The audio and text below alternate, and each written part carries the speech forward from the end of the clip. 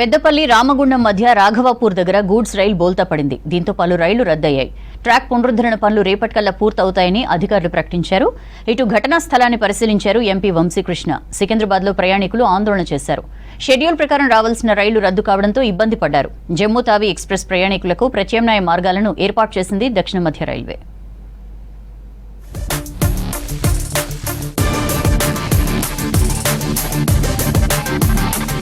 పెద్దపల్లి రామగుండం మధ్య రాఘవపూర్ దగ్గర గూడ్స్ రైలు బోల్తా పడింది. ఐరన్ కాయిల్స్ తో వెళ్తున్న రైలు ఓవర్లోడ్తో 11 వ్యాగన్లు బోల్తా పడ్డాయి. వేగంగా వెళ్తున్న రైలు బోగీల మధ్య ఉన్న లింక్ తెగిపోవడంతో ఒకదానిపై ఒకటి పడి 3 ట్రాకులు దెబ్బతిన్నాయి. వెంటనే స్పందించిన అధికారులు హుటాహుటిన పునరుద్ధరణ చర్యలు చేపట్టారు. రైలు ప్రమాదంలో పలు ట్రైన్లు రద్దయ్యాయి. దక్షిణ మధ్య రైల్వే మొత్తం 39 రైళ్లను రద్దు చేయడంతో పాటు 7 రైళ్లను తాత్కాలికంగా క్యాన్సిల్ చేసింది. మరో 53 రైళ్లను దారి మళ్లించింది. 7 రైళ్లను రీషెడ్యూల్ చేసింది.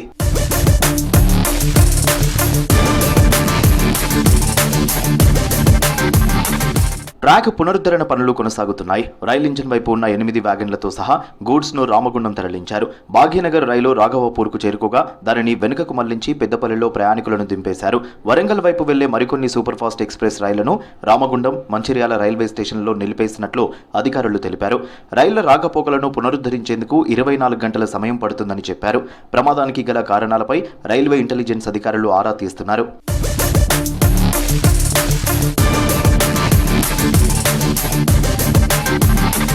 పెద్దపల్లి జిల్లా రాఘవాపురం రైల్వే స్టేషన్ సమీపంలో గూడ్స్ రైలు ప్రమాద స్థలాన్ని పరిశీలించారు ఎంపీ గడ్డం వంశీకృష్ణ. ప్రమాదం జరిగిన తీరు, ట్రాక్ పునరుద్ధరణ పనుల గురించి రైల్వే అధికారులను అడిగి తెలుసుకున్నారు. 11 రైళ్లను రద్దు చేయడంతో పాటు 8 రైళ్లను దారి మళ్లించినట్లు ఎంపీకి వివరించారు అధికారులు.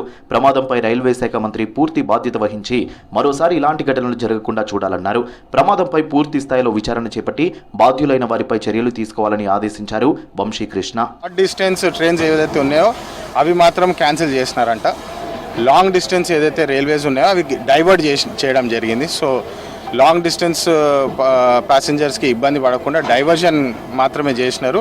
కానీ షార్ట్ డిస్టెన్స్ ఏదైతే ఉన్నదో వాళ్ళు బస్సు కానీ బై రోడ్ కానీ వెళ్ళసక్తారని చెప్పి వాళ్ళకి క్యాన్సిల్ చేయడం జరిగింది. కానీ వాళ్ళు అంటున్నారు దాదాపు ఒక 24 అవర్స్లో మొత్తము క్లీనప్ చేసి మళ్ళీ రైల్వేస్ బ్యాక్ టు రన్నింగ్ చేస్తామని చెప్పి వాళ్ళు మాట ఇవ్వడం జరుగుతుంది. సికింద్రాబాద్ రైల్వే స్టేషన్లో ప్రయాణికులు ఆందోళనకు దిగారు. వారంలో ఒకసారి మాత్రమే నడిచే జమ్మూ తావి ఎక్స్ప్రెస్ రద్దు చేయడంతో నిరసన చేపట్టారు. ముందస్తు సమాచారం ఇవ్వకుండా రద్దు చేయడం ఏంటంటూ ధర్నాకు దిగారు. అయితే పెద్దపల్లి జిల్లా రాఘవాపురం రైల్వే స్టేషన్ సమీపంలో గూడ్స్ రైలు పట్టాలు తప్పడంతో రైళ్ల సేవల్ని రద్దు చేస్తున్నట్లు సిబ్బంది తెలిపారు.